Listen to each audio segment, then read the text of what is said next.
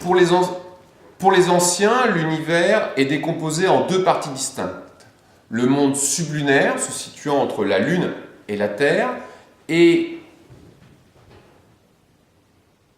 considéré comme le monde soumis à l'imprévisible, au changement. Aujourd'hui, il fait beau, l'année prochaine, à la même date, il peut faire très mauvais. Donc on ne peut rien prévoir, tout est mouvement, tout est chaos.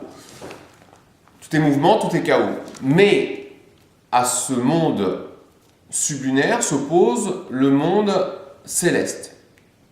À ce monde sublunaire s'oppose le monde céleste. C'est celui de la stabilité absolue. À savoir qu'au-delà de la Lune, les planètes et le Soleil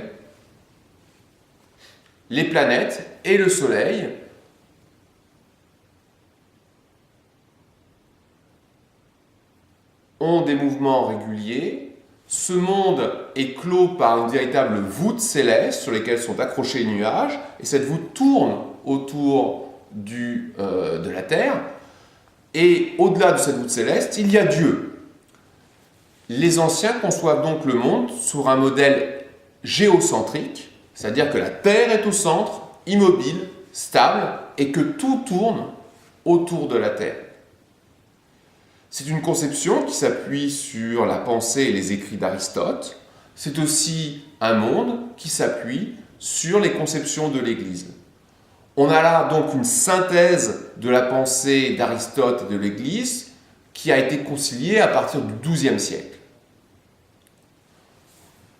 On voit donc que la cosmologie, telle qu'elle s'établit au XVIe siècle, est le fruit d'une tradition très ancienne, très stable, qui s'appuie sur l'autorité des anciens, Aristote, sur la Bible, un texte incontestable, ou du moins jugé tel par l'Église, mais aussi sur l'évidence.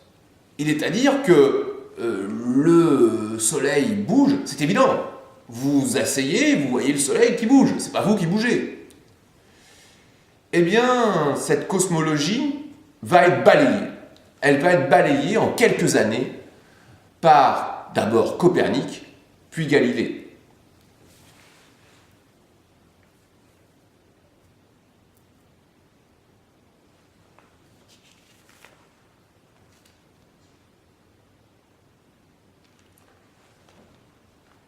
La médecine, telle que l'on la conçoit au XIIe siècle, s'appuie sur deux sources.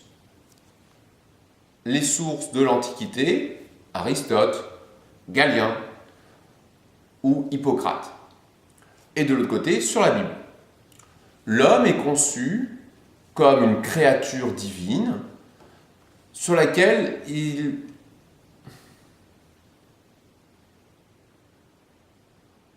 l'Église conçoit l'homme comme une créature divine dont les maladies ne peuvent s'expliquer que par la volonté de Dieu, ou plus exactement, les punitions divines.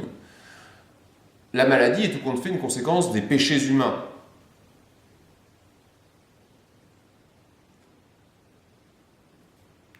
La redécouverte des textes antiques, que ce soit Galien, Hippocrate ou Aristote, ne change rien à la chose.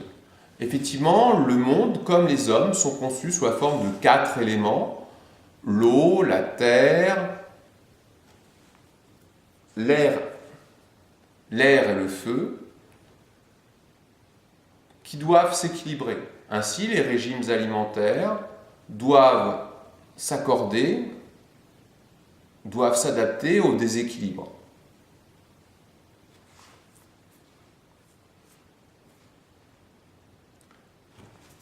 Les déséquilibres du corps, maladies, affaiblissement physico-moral, sont liés pour les médecins à des raisons astronomiques ou à des régimes alimentaires inadaptés. L'homme est un microcosme, il doit donc rentrer dans l'équilibre général de l'univers.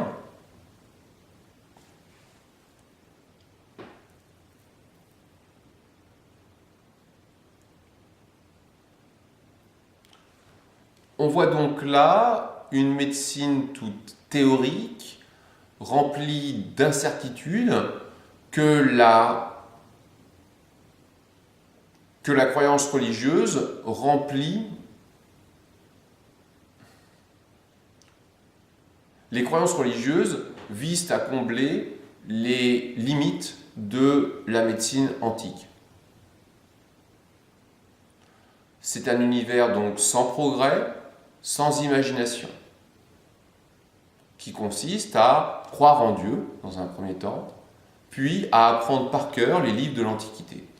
Tout cela va être bouleversé à la Renaissance avec la chirurgie et la volonté de concevoir l'homme non plus comme une créature divine, non plus seulement comme une créature divine, mais aussi comme une véritable machine dont on peut changer les pièces.